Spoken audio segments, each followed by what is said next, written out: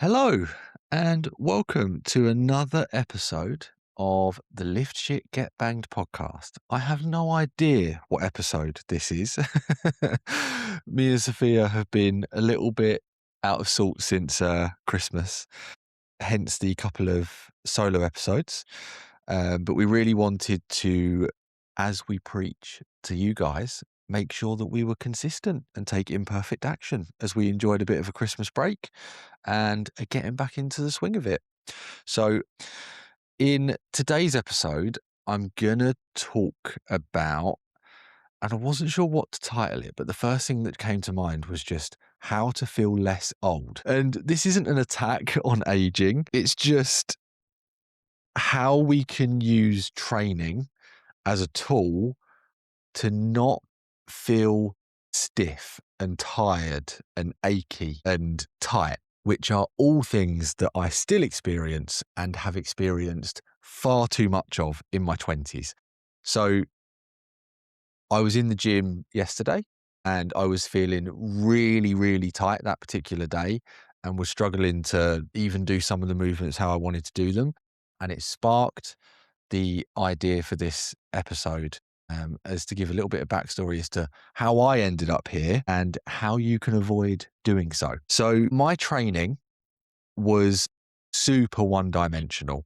When I first got into the gym, it was very much a bodybuilding style of training. I touched on this in my last solo episode, how I loved it. I was so passionate about the gym. I never liked the kind of competitive and sort of community side of bodybuilding, but I just loved that style of training. And it's really what sparked my passion for exercise and what got me into the gym and ultimately what led me to this job, I think. And what I mean by my training was very one dimensional is it was solely with the goal of gaining muscle. I was obviously getting a lot stronger as a byproduct of the type of training that I was doing, but my only concern was gaining muscle. I didn't necessarily care how strong I was. I didn't necessarily, well, certainly didn't care how fit I was or how mobile I was. I just wanted to gain muscle. And I can really remember in my early 20s kind of using that as a bit of a kind of shield to hide behind or a mask to hide behind as to why my body was so tight and so stiff, why I had a bit of a bad back and why my hips were so tight. And it almost became something that I would sort of laugh about with like family and friends if they saw me try and do something and they would say, surely you should be a bit more mobile than that. Like you go to the gym. And I'd say, oh, the training I do is like it's bodybuilding style training. Like it's all, none of it's going to help me get more flexible. And it led to me being my body being able to move very well in certain ways in the gym. Like my body was very accustomed to doing the movements that I was doing, the squat, the deadlift. My shoulder mobility was good enough to bench press comfortably with a good range of motion. But if I tried to do anything else, it would be an absolute disaster.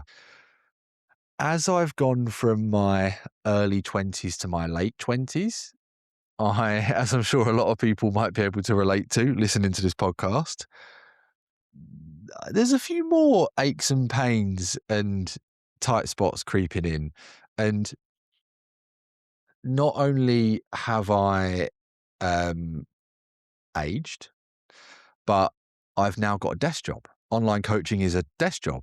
I sit at a desk for at least 8 hours a day, and that has led to my body feeling rather old. And I want to talk in today's episode about how we can unravel that, what things we need to sprinkle into our training so that we don't have to go and become yoga instructors, but we do have a bit of a duty to ourselves to make sure that our body can move in the way that we want it to move for many years to come.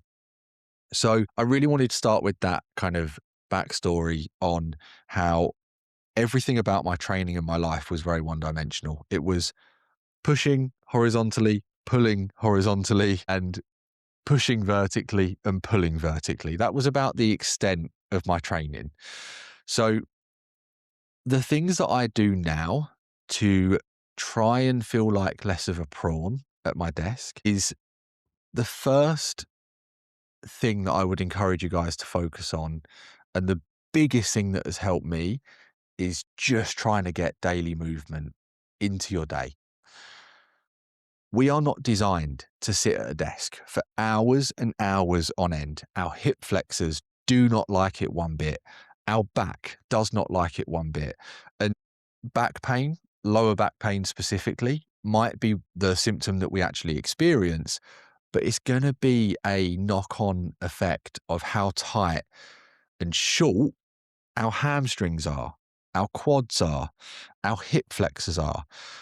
Not always, but quite often with something like this, the actual symptom that we're experiencing is the result of other things happening further along the chain, rather than it actually being our lower back beginning to have something wrong with it. It's just the symptom of tight quads, tight hamstrings, tight hip flexors, tight glutes. So if you are anything like me and sit at a desk for a disgusting amount of hours a day, as often as you realistically can without putting your job in jeopardy, after every hour to an hour and a half of work, get up, go and make a coffee, go to the toilet. If you're able to, go for a 15-minute walk around the block after a couple of hours of work. And this could be a whole nother podcast topic. I was about to talk about productivity, and that could be another topic in itself. But if you are like myself as well and think, I haven't got 15 minutes to take a break, I'm too busy, I promise you that 15 minutes away from your screen after focused, productive work is going to allow you to be more focused afterwards. So as often as we can throughout the day, we just want to move. And like I say, that could be as simple as getting a coffee, going to the toilet, going for a walk, or I appreciate not everyone is going to want to jump around their office, and HR might have something to say about that as well. But if we're at home, do some bodyweight squats, touch your toes and touch the ceiling 10 times. Just do something to move our body. We're not meant to be that sedentary for that long. And I've noticed more than the years and years of kind of one-dimensional bodybuilding training, my body has really, really felt the effects of sitting at a desk for so long. I went from being a PT on the gym floor, constantly walking, constantly moving, demonstrating exercises, barely sitting down all day, doing easily 10,000, 15,000 steps a day, to having a desk job. And in the first few weeks of having that desk job, realizing that I was doing about 3,000 steps a day. So we need to move as realistically as often as we can. Walking pads can be great as well if we're at home, as a little bonus tip. And the second thing is training specific. It's to weave some kind of mobility work into our training. And I get it, it's something that I neglected for a decade. I did not do any kind of mobility or flexibility training for the first at least 10 years of training. And it doesn't have to be anything drastic. It doesn't need to be anything major. A 3-exercise circuit before the beginning of each session to de-prawn yourself after either having been laid in bed all night or sat at a desk all day, depending when you train, is going to do absolute wonders.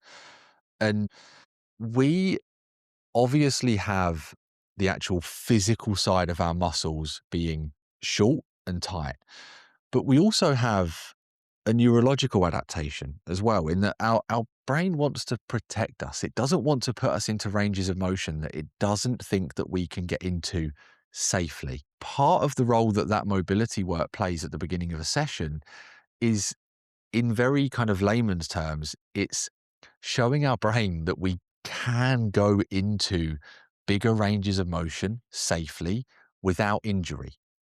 And that, obviously, with repetition and practice and time, is going to transfer over into being able to go through bigger ranges of motion in day-to-day life and in our training. So I think for anybody who is kind of generically tight, which I think we can kind of put that down to any as we call them in our inquiry form for our one-to-one coaching, any Dwesk-Delling divas are going to benefit from doing a hip mobility exercise, a thoracic rotation exercise.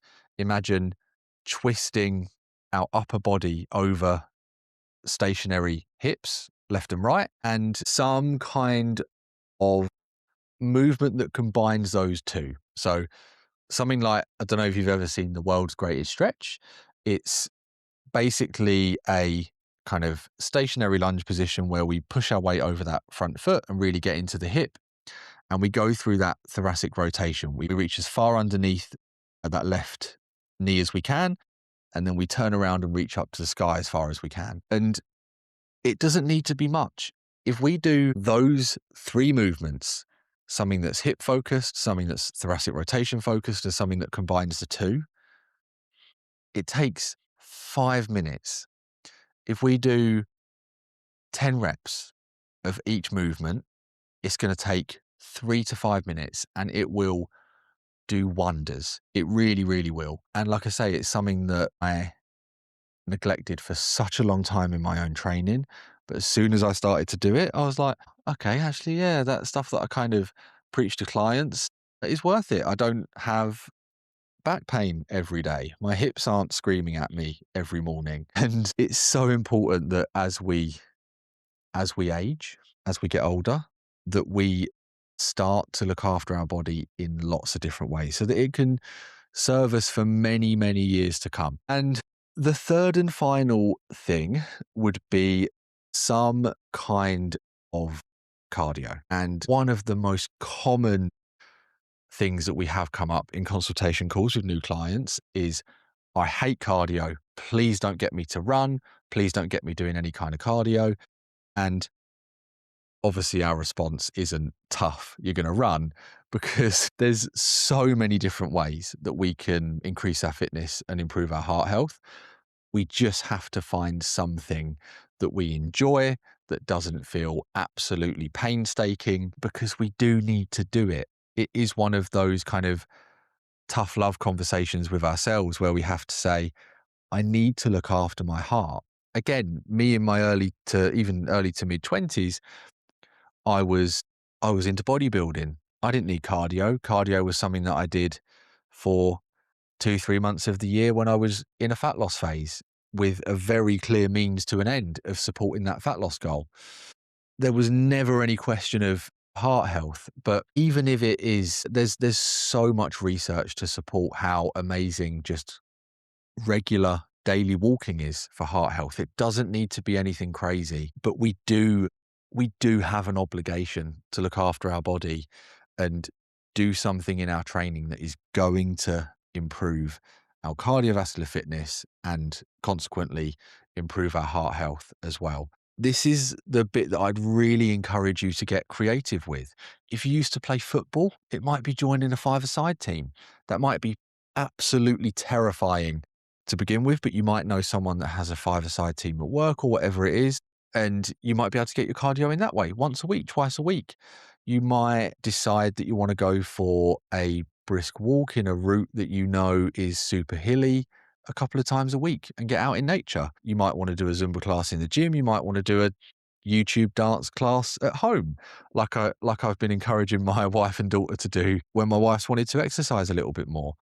My wife and I just got a Zwift bike, which I'm sure is about to become my entire identity, as I tend to do that with things. That's a perfect example of trying to make it more accessible, bringing the cardio that I enjoy into the home. Those three things, I know they're not revolutionary, I know they're not game changing, but hopefully it's prompted you to look at your own training and think about how you want your training to look over the next few decades, because this training thing isn't just temporary, it's for life. We all need to train in some way throughout our entire life. And I'm about to turn 29, which to some of you is going to seem old, and some of you is going to seem super young and think, what on earth is he talking about, back pain and getting old? But as I'm heading into my 30s very soon, it's really made me reflect on, what does my training need to look like right now? And that was needing to move away from that one-dimensional bodybuilding style of training and start to incorporate a little bit of mobility work, um, a bit more cardio, and not hide under that, "Oh, that's not for me," because I need to look after my body, and I need it to be able to move in the ways that I want it to move, pain-free, and feel confident that my body can do the things I want it to do and have the experiences that I wanna have without getting injured. So I really hope that was helpful and a reminder at the right time to at least some of you, and I will look forward to catching you in the next one.